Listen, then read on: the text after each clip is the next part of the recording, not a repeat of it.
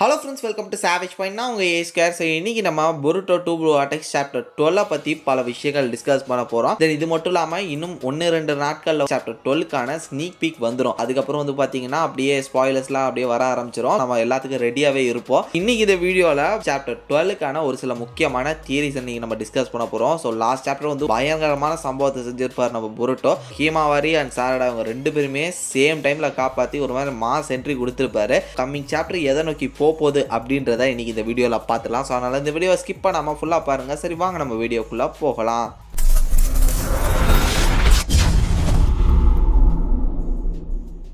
Last சாப்டரில் Kawaki பொருட்டோ ரெண்டு பேரும் சேர்ந்து தான் கிளம்பியிருப்பானுங்க ஹிமாவரியை காப்பாற்றணும் அப்படின்னு சொல்லிட்டு. சுருதியை நான் காப்பாற்றுறேன் அப்படின்னு சொல்லிட்டு கவாக்கி பறந்து வந்துட்டு இருந்தான். ஆனால் நம்ம பொருட்டோ அசால்ட்டாக வந்து ஹிமாவரியை காப்பாற்றணும் மட்டும் இல்லாமல் ஃப்ளைங் தண்டர் ஜூட்சு மூலமாக டக்குன்னு சாரடா இருக்கிற இடத்துக்கும் டெலபோர்ட் ஆகி அவங்களையுமே சேம் டைமில் காப்பாற்றிடுவார்.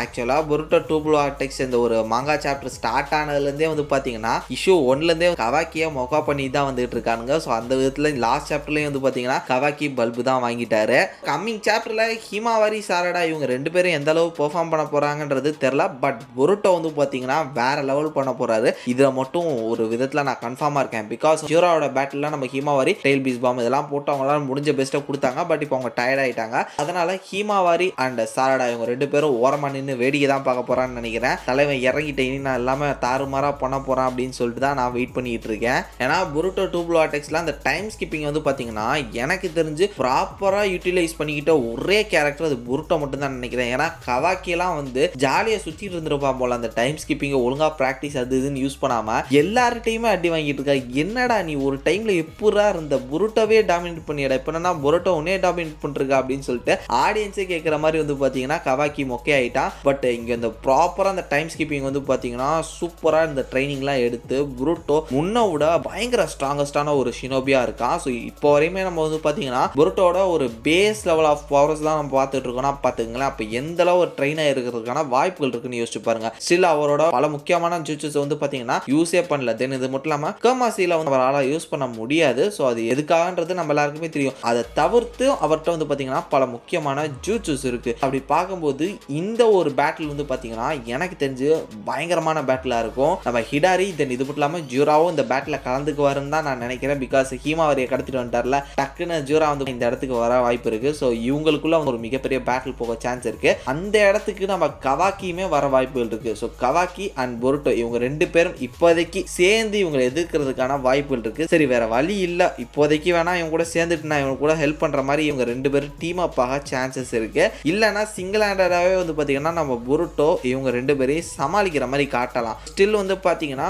பொருட்டோ வந்து எந்த லெவல் ஸ்ட்ராங்கஸ்டான ஒரு பர்சன். ஸோ அவர் என்னென்ன ட்ரைனிங் எடுத்திருக்காருன்றத காட்டல. எனக்கு என்ன டவுட்னா காஷின் கோஜி கூட வந்து பார்த்தீங்கன்னா இப்போ ரீசெண்ட் டைம்ஸ்ல இவர் சுத்திட்டு இருக்காரு. ஸோ ஃப்ளைங் தண்டர் ஜுட்சு மூலம் பார்த்தீங்கன்னா அவர்கிட்ட இருந்து தான் இவர் கத்திருந்திருக்காரு. அவரோட டோட்ஸும் வந்து பார்த்தீங்கன்னா பேரலாம் நம்ம பொருட்டோக்கு ஹெல்ப் பண்ணுது. அப்படி பார்க்கும்போது டோடும் இவர் கூட இருக்குது. இது மட்டும் இல்லாமல் காஷின் கோஜியும் இவர் கூட இருக்காரு. ஒருவேளை சேஜ் மோட நம்மால் கத்திருப்பாரோ அப்படின்னு சொல்லக்கூடிய சந்தேகம் எனக்கு வருது. பிகாஸ் இப்போ டோட்ஸும் அவர் வச்சு யூஸ் பண்ணிட்டு இருக்காரு. இது மட்டும் இல்லாமல் காஷின் கோஜியும் வந்து பேரலாம் அவருக்கு வந்து சப்போர்ட்டிவா இருக்காரு. அப்படி பார்க்கும்போது மவுண்ட் பயோபுக்கு போய் இவர் வந்து ட்ரைனிங் கூட எடுத்திருக்கலாம். சேஜ் மோடுக்கு எடுத்திருந்தா வேற லெவலில் இருக்கும். பிகாஸ் சேஜ் மோடும் வந்து பார்த்தீங்கன்னா ஒரு பவர்ஃபுல்லான ஒரு மோடு தான். தென் இது மட்டும் இல்லாமல் வந்து பார்த்தீங்கன்னா அவரோட ரசிங் அண்ட் ரசிங் சொரிக்கின் இது மாதிரியான பல அப்டேட்டட் வெர்ஷன் ஆஃப் ரசிங் சொரிக்கினும் வந்து பார்த்தீங்கன்னா நம்ம பொருட்டோ வச்சிருக்காரு. அப்படி பார்க்கும்போது பொருட்டோ வர்சஸ் ஜூரா ஹிடாரி வந்து பார்த்தீங்கன்னா தாறுமாறாக தான் போகுது. தென் இது மட்டும் இல்லாமல் அந்த இடத்துல நம்ம ஹீமாவரி சாரடா அண்ட் கொனஹமாரு இருக்காங்க. தென் நம்ம 8th ஹொகாகே ஷிகமாருவும் இந்த ஒரு பேட்டில் வந்து சேர்ந்துக்கிறதுக்கான வாய்ப்புகள் இருக்கு.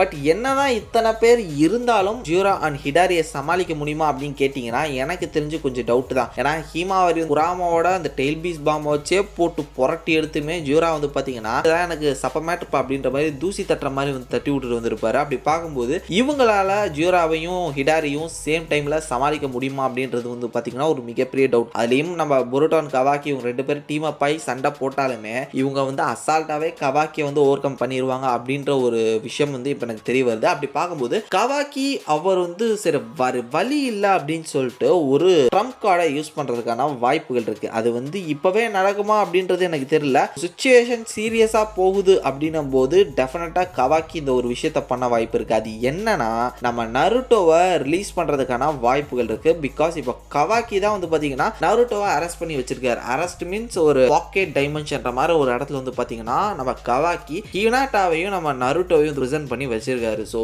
மேபி நிலைமை கையை மீறி போற அந்த ஒரு சுச்சுவேஷன்ல வேற வழியே இல்லை அப்படின்னு சொல்லிட்டு கவாக்கியை புஷ் பண்ற இந்த டைம்ல ரிலீஸ் பண்றதுக்கான வாய்ப்புகள் இருக்கு. ஒருவேளை தலைவன் நருட்டோ மட்டும் என்ட்ரி கொடுத்தாருன்னா வேற லெவல்ல இருக்கும். ஆல்ரெடி வந்து பாத்தீங்கன்னா பொருட்டோட மகா பீக்ல தான் இருக்கு. நருட்டோட கம்பேக் வந்து பாத்தீங்கன்னா தாறுமாறா தான் இருக்கும். பட் அது இப்பவே நடக்குமா அப்படின்றது வந்து என்ன கேட்டீங்கன்னா டவுட் தான். பிகாஸ் இப்பதான் 12th சாப்டரே வந்திருக்கு. அப்படி பார்க்கும்போது இவ்வளோ ஏர்லி ஸ்டேஜ்ல நம்ம நருட்டோட கம்பேக் இருக்காது அப்படின்னு தான் நான் நினைக்கிறேன். பட் இருந்தாலும் இந்த ஒரு பெர்ஃபெக்ட் பேட்டில் வந்து பாத்தீங்கன்னா சூப்பரா அமையும். ஸோ நம்ம பொருட்டோ அண்ட் கவாக்கி இவங்க 2 பேரும் சேர்ந்து ஜூரான் ஹிடாரி எதுக்குறது வந்து பாத்தீங்கன்னா ஒரு நல்ல ஆப்ஷன். பட் ஸ்னீக் பீக் வரட்டும், அதுல இன்னும் என்னெல்லாம் காமிச்சிருக்காங்க, என்ன எலாபரேட்டா என்ன சொல்லியிருக்காங்கன்றத வந்து நம்ம ஸ்னீக் பீக் பார்த்து ஓரளவு நம்ம கெஸ் பண்ணிடலாம். ஸோ அதனால நான் ஸ்னீக் பீக்காக தான் வெயிட் பண்ணிட்டு இருக்கேன். போன தடவை வந்து பாத்தீங்கன்னா 2 ஸ்னீக் பீக் கொடுத்துருந்தாங்க. அதே மாதிரி இதுக்கு கொடுத்தா சூப்பரா இருக்கும். வெயிட் பண்ணி பார்ப்போம். இன்னும் ஃபியூ டேஸ்ல வந்து ஸ்னீக் பீக் வரப்போகுது. அதே போல நம்ம சேனல்ல பிரேக் டவுன் பண்ணிடுவோம். அதனால இதே மாதிரி தொடர்ந்து நிறைய இன்ட்ரெஸ்டிங்கான வீடியோஸ் பார்க்கறதுக்கு மறக்காம நம்ம சாவேஜ் பை சேனலை சப்ஸ்கிரைப் பண்ணி அந்த பெல் ஐகானை பிரஸ் பண்ணீங்க. அடுத்த ஒரு இன்ட்ரெஸ்டிங்கான வீடியோல நாளைக்கு உங்களை மீட் பண்றேன். அது வரைக்கும் tata bye bye, take care from